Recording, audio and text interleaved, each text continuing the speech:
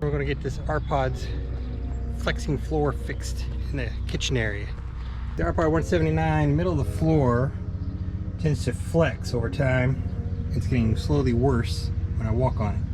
So we're going to put a crossbar underneath with a sheet of aluminum on top of it, mount that up to give it more structural support under the floor. Isaac's over there manufacturing the part we're going to put underneath the trailer to support the floor so it stops that flexing.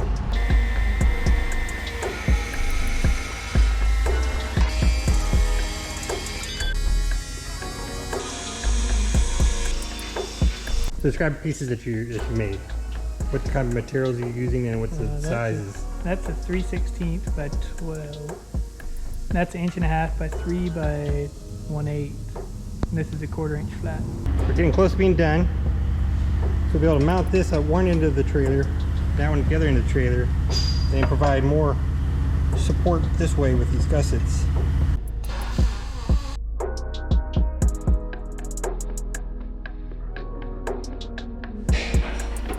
Quick weigh, 22 pounds. Now we got the beam in.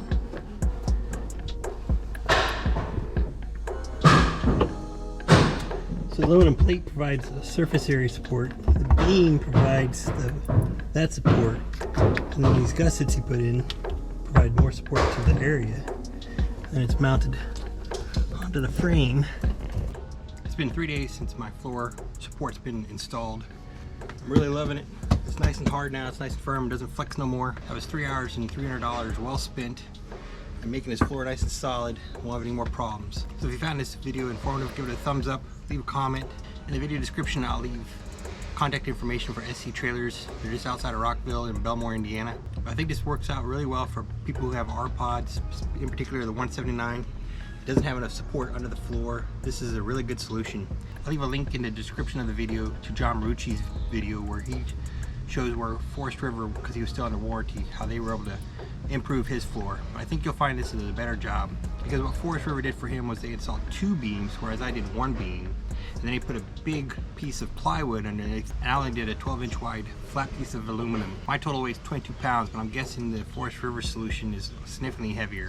And when you consider that this is all being done behind the axle, you want to do as little additional weight behind the axle as possible to minimize the potential for sway.